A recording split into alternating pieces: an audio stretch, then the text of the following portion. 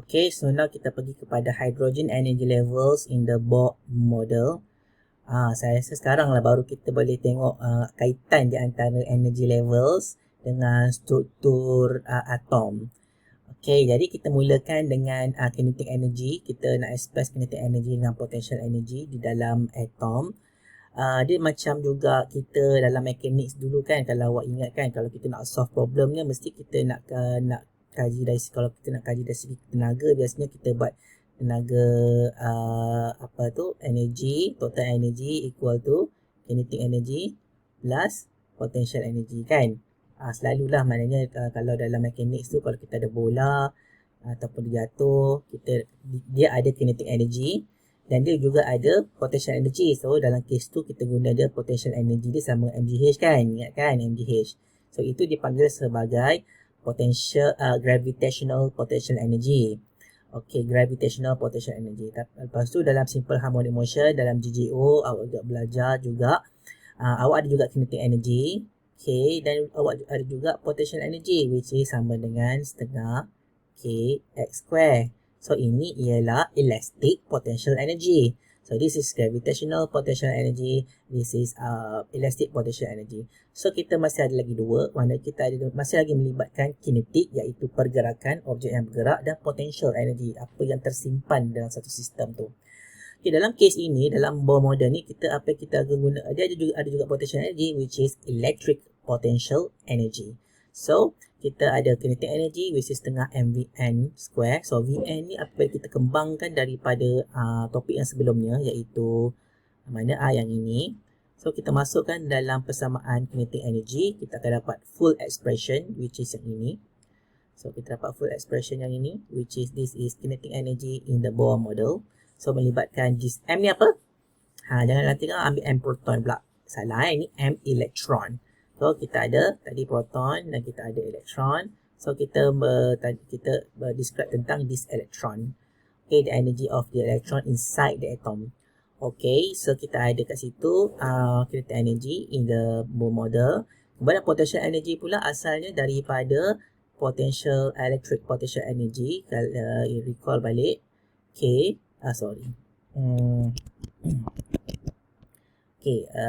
K Q1 Q2 over R.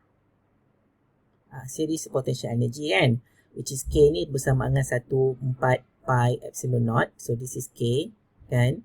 Lepas tu oleh sebab kita ada dua charge positif dan charge negatif, jadi Q1 katalah ini adalah charge positif dan ni charge negatif. So E kalikan dengan E, jadi kita dapat expression dia E square lah kan. Kita dapat E square. So E square negatif kan, jadi kita dapatlah kat sini negatif kat sini. Okay, so E R N. So ini ialah N bergantung kepada radius kan, radius orbit di sekitar hidrogen itu. Dan kita boleh masukkan nilai Rn ni tadi kat mana. Rn tu asalnya daripada sini kan, awak masukkan dalam persamaan yang ini. So kita dapat persamaan penuh ni. Okay, so jadi potential total potential energy, siapa yang tuition ni? Okay, anak saya tuition. So kita campurkan potential energy ni bersama mana energy bagi elektron yang berada pada sebarang orbit. Okay, so N tu maknanya sebarang orbit di sekitar proton dalam nukleus dalam hidrogen tu. Jadi itu sebab kita buat En, Kn, Un. Okay, dan bila awak buat ni, awak campurkan kedua-dua ni. Awak campurkan. So awak tengok ni ME sama, ini N square, H square, N square, H square, E naught, E naught. Jadi yang kita akan tinggal sebenarnya awak tengok, awak memang nampak macam complicated, tapi slowly awak akan nampak memang kita akan dapat yang ini. So this is total energies in the Bohr model. Okay, so usually oleh sebab benda-benda semua sama je, iaitu ini sama dengan ini. Okay, so banyak benda yang sama lah actually kan. Jadi dia ada memudahkan equation ni, which is dia akan mudahkan supaya kita akan dapat dia persamaan negatif HC R over N square, di mana R ni ialah ME 4 H kuasa 3 sebab apa? Sebab ni kuasa 3, ini kita kita tambahkan H. Jadi kita ada H kuasa 3 kat sini. Lepas tu C dan semua tu ialah konstan R ni. Jadi En yang ini boleh dimudahkan menjadi En sama dengan negatif HCR over N square. So R ni ialah kita panggil dia sebagai Rydberg constant. So ini ada kegunaannya lah, Rydberg constant. Okay, so M ialah electron mass, electron charge. So epsilon naught ialah probability dalam vacuum. So this is so H is my constant. So this is all constant. So that's why dimudahkan kita akan dapat Rydberg constant yang ini. Okay, so kita nak gambarkan tenaga di dalam atom ni, kita ada dua cara. Pertama ialah dalam bentuk radius geometri. So ini dia radius dan sebelah lagi tu dari segi energy. Okay, jadi sebelum ni kita dah tengok bahawa tenaga pada energy at any level is equal to E naught divide by N square kan, which is this is if I not 13.6 tak silap saya bagikan dengan N square. Okay, sorry, kalau saya tak salah lah kan, saya check balik takut saya silap. Di belakang-belakang tu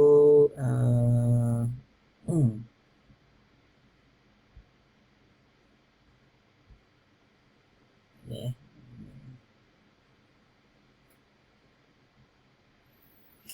okay, actually sikit dari sini lah sebenarnya. So dari sini, okay. So daripada sini sebenarnya okay, so dari sini juga sebenarnya dia negatif 13.6 divide by N square. Okay. So dia boleh dua lah, sama ada awak boleh buat express tu, mungkin ada buku dia macam ni, which is E naught divide by N square, ataupun dia guna yang ini, mana-mana pun boleh lah. Okay. Okay, so untuk R pula, Rn bersama dengan N square E naught kan, kalau awak ingat balik kan. Okay, so kita dapati bahawa so E naught ni adalah bore radius. Okay, so dalam kita nak melukis, kita tengok kat sini kan, dan ini dari segi radius. Okay, so awak tengok kan, semakin besar, semakin tinggi N, semakin besar jarak di antara orbit ni. Okay, ini secara fizikal ya, maknanya semakin tinggi semakin tinggi N, semakin besar jarak dia. So ini menyebabkan macam lompatan tu agak besar lah daripada satu elektron orbit kepada orbit yang berikutnya. Dia punya lompatan tu, dia perlukan lompatan yang besar. Okay. Okay, tapi dari segi kita katakan energy level diagram. So this is energy level diagram ni dia berbeza pula. Okay. So energy level diagrams. Okay, so kalau tadi kita gunakan persamaan yang ni, kalau N sama dengan 1 kita dapat 13.6. Kalau N sama dengan 2, which is 2 kuasa 4 kan, kita awak akan dapat yang ni.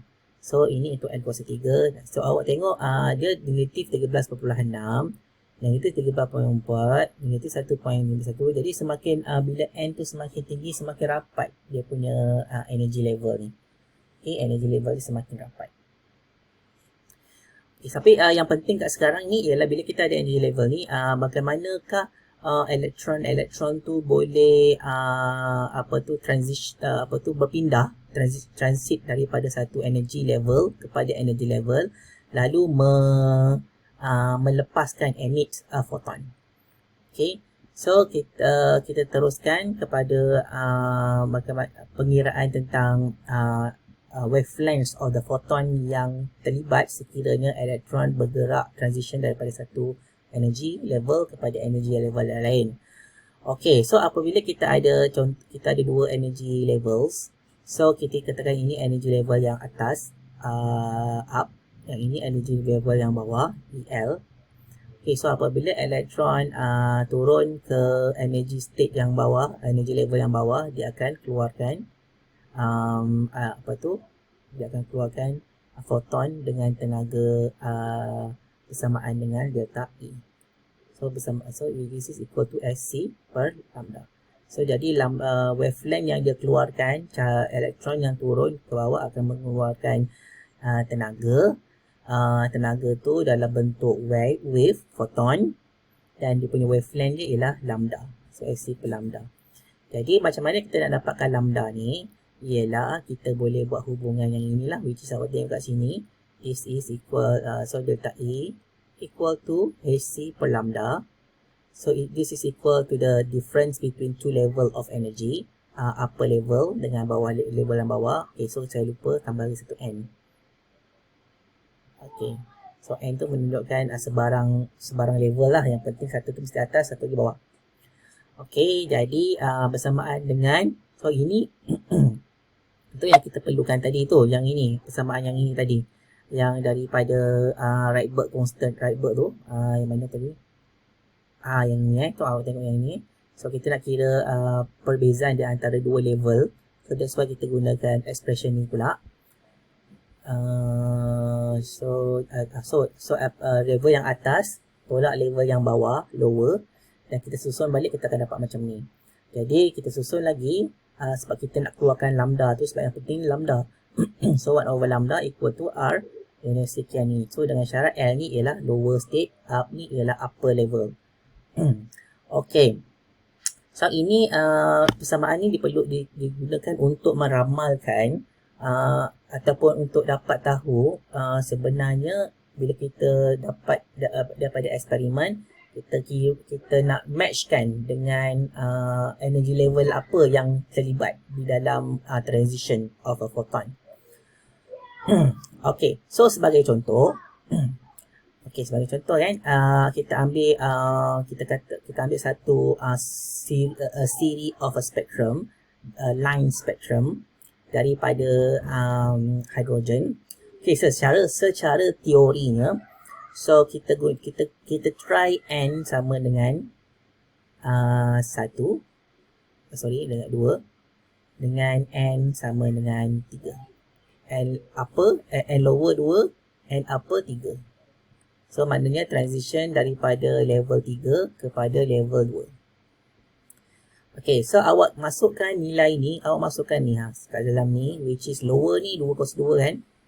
Yang ni 3 kuasa 2. Okay, selepas calculation awak mesti dapat 653. 653.3 nanometer. So ini ialah gelombang merah, cahaya merah, 656.3. Dan dia dinamakan sebagai garis H alpha. Okay, dia ada nama lah dalam bidang spektroskopi. So H alpha ni ialah 656.3. Okay, lepas tu kalau awak tukar yang ini kepada 4 kuasa 2. Okay, bila awak tukar kepada 4 kuasa 2, maksudnya awak ada satu state yang atas lagi, kat sini 4. So apabila light tu jatuh daripada atas ke bawah, ke alas kedua, so bila awak pengiraan dia, awak akan dapat 486.1. Ini dinamakan sebagai H beta, hydrogen beta. Kemudian awak tukar pula kepada 5. So 5 itu state yang lebih tinggi sedikit. So kalau cahaya daripada atas ni, light elektron yang transition daripada level 5 kepada level 2 akan menghasilkan energy yang lambda dia bersamaan dengan ni. Okey, jadi ini untuk N3, N upper N upper. So akhir dia kedua.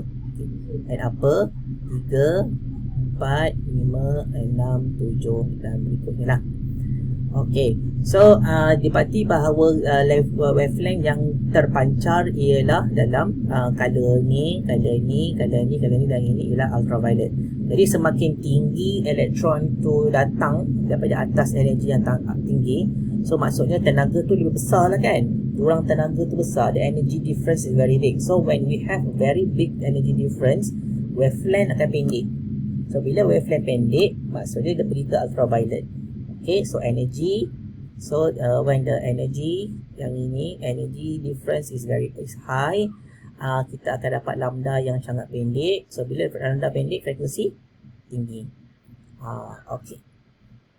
So yang itu secara teori tau, tapi surprisingly apabila seorang guru, ni guru sebenarnya Balmer ni seorang guru kimia, dia buat eksperimen.